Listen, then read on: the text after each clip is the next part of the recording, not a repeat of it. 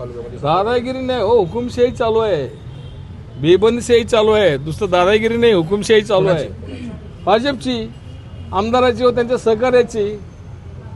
राज्यात तुमचे मित्रपक्ष आहे, सत्तेत आहात तुम्ही एकत्रित, त्यामुळे तेच पोटदुखी होऊ लागलं ना.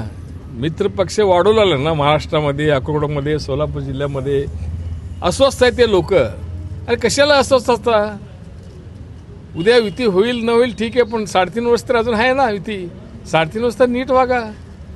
ते 3.5 वर्षानंतर जे घडणार ते घडणार, त्यावेळी अस्वस्थ. आता कशाला अस्वस्थ होता? बघा ही हुकुमशाही मोडीत कसं काढणार तुम्ही, काय नियोजन केलं? हे बघा, हुकुमशाही मोडीत इंग्रजांची हुकुमशाही होती. महात्मा गांधींनी कसं मोडीत काढले? इंग्रज म्हणत होते की महात्मा गांधी का इनका दे के चुवा भी नाही भागेगा, इंग्रज का म्हणत होते, पण गेले की नाही? हिटलर जगातलं सगळ्यात मोठं हुकुमशाही होतं, त्याला स्वतःला विष खावं लागलं की नाही? हे कुठले आहे ते? सचिन दादा तर म्हणतात मेत्रे साहेब माझे चांगले मित्र आहेत, मी त्यांच्या विरोधात कधी बोलत नाही. मित्र बोलत नाही, कृती करतायत त्यांनी, हे तर फरक आहे ना. बोलत नाही बरोबर आहे, बोलत नाही त्यांनी.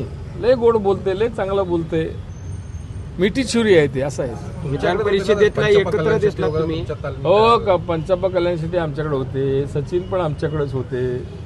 आता नंतर त्यांनी उभारल्यावर विरोध केले ना. 5 वेळा माझेच प्रचार केले त्यांनी, दोघं वडील केले, त्यांनी केले. ते आहे ना, आम्ही कबूल करतोच की त्यांनी आमच्याकडे होते, आमचा प्रचार केले, आम्हाला सहकार्य केले म्हणून. आम्ही कुठं नाही म्हणतो. तुमच्या तालमी तयार होऊन तुमचाच विरोध एवढा करा? तसं नाही. कसं असतं माहिती आहे का, आता वरच्या लेवलला कसं वाटतं, राहुल गांधीच वाटतं. राहुल गांधीला का त्रास करते?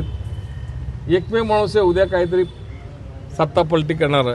तसं एकमेव राहू द्या, हात लावू नका. राहुल गांधी आहे ते सांगतो आम्ही. ते का आम्ही काय काँग्रेस आता शिवसेनेमध्ये आहे ना, तसं अस्वस्थ आहेत ते.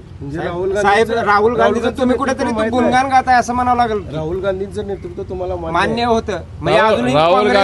राहुल गांधीचं नेतृत्व आम्हाला मान्य होतं जोपर्यंत आम्ही शिवसेनेत आलो नव्हतो तेव्हा. आता शिवसेनेत आल्यानंतर एकनाथ शिंदेचं नेतृत्व आम्ही मान्य केलेलं आहे. उगीच तुम्ही काहीतरी बोलू नका तुमच्या डोक्यातलं. स्पष्ट आहे मी.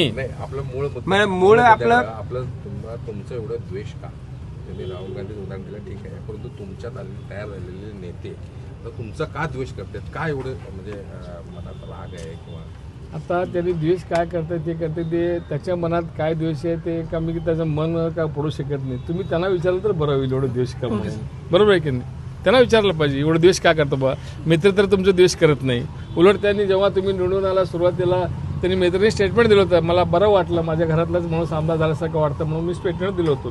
मी 19मध्ये त्यांनी निवडून आल्यानंतर. पण त्यांनी का घाबरते कोणाच टोकात? मला एवढं का अस्वस्थ होतं म्हणजे मला पण ते कळेना झाले. जरा तुम्ही पत्रकार लोक जरा विचारून सांगितलं तर बरं होईल.